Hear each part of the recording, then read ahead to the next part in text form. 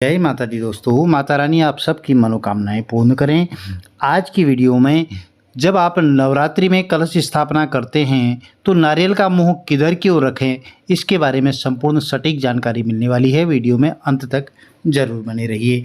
हमें सबसे पहले एक कलश की आवश्यकता होगी। आप माटी का कलश भी ले सकते हैं या आपके पास तांबे पीतल का कोई है तो उस लोटे को भी ले सकते हैं, कलश के रूप में आप स्थापित कर सकते हैं। और सबसे पहले आचमन कर लें और पवित्रीकरण शुद्धिकरण कर लें, जल की छींटे डाल लें।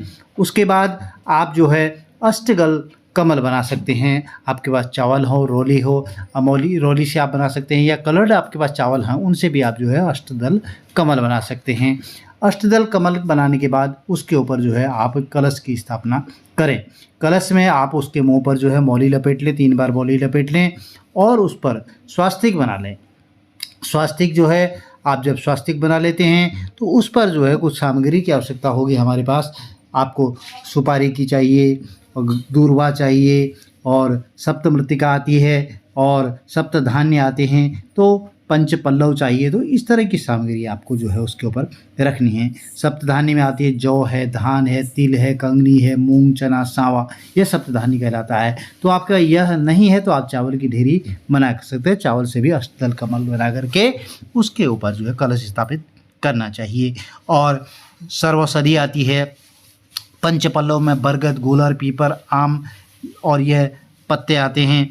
और मिट्टी सप्तमृत्तिका, गुड़साल हो गया, हाथीसाल, बौबी, नदियों का संगम, राजा का द्वार, गौशाला, इन्हीं जगहों की मिट्टी जो है, इन 7 स्थानों की मिट्टी सप्तमृत्तिका कहलाती है। तो सप्तमृत्तिका जो आपके पास सामग्री मिल जाती है ना वो आप डाल दें।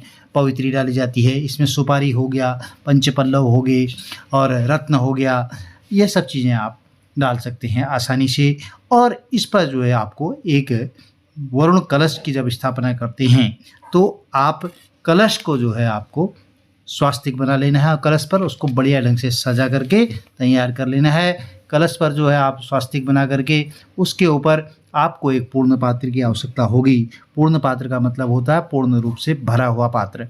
तो पूर्ण पात्र रखें और पंच पल्लव सजाने के बाद उसके ऊपर से आपको नारियल रखना है।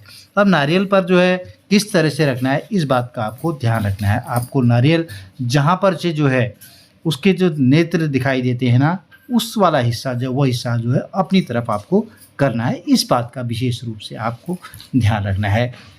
जो नारियल है उसे अपनी तरह मुंह करके रखें तो बहुत ही शुभ माना जाता है, शुभता का प्रतीक होता है। घर में धन धान्य की बरकत सदैव बढ़ने लग जाती है। आपने गंगा जल वाला मिला लिया, इसमें इस लोटे में जल भर लें और जल भरने के बाद पूर्ण पात्र आप इसमें स्थापित करें। और पंचपल्लव, दूर्वा है, सुपारी है, एक सिक्का है, हल्दी है और इसमें पुष्प है, चावल हैं और कमल गट्टे हैं, ये सब चीज़ें आपको डालनी हैं। आपके पास जो भी चीज़ें हैं अन्य वस्तुएं भी आप डाल सकते हैं। प्रिय भक्तजनों, यह आपको जो है सच्चे मन से, सच्चे भाव से भगवान का पूजन करना चाहिए। जो जो सामग्री आपके पास पंचोपचार, षोडशोपचार उपलब्ध हैं वह सभी आप जो है माता रानी को समर्पित कर सकते हैं। ध्यान करें, आसन करें और जल की छींटे करें। भगवान के सन्मुख दीप जलाएं, धूप दीप नैवेद्य रखें, वस्त्र आरोपित करें, वस्त्र पहनाएं और उसके बाद आप पुष्पमाल्यार्पण करें। प्रिय भक्तजनों, कलश के ऊपर नारियल रखने का बहुत बड़ा महत्व होता है। हमारे धर्म शास्त्रों में बताया गया है कि नारियल में त्रिदेवों का वास भी होता है। कलश के ऊपर नारियल रखने से शुभ कार्यों में त्रिदेवों का आशीर्वाद प्राप्त होता है। और प्रत्येक शुभ कार्य में हम नारियल को जो है लाल वस्त्र में लपेट करके उस पर कच्चा सूत या कलावा बांध करके कलश के ऊपर रखते हैं।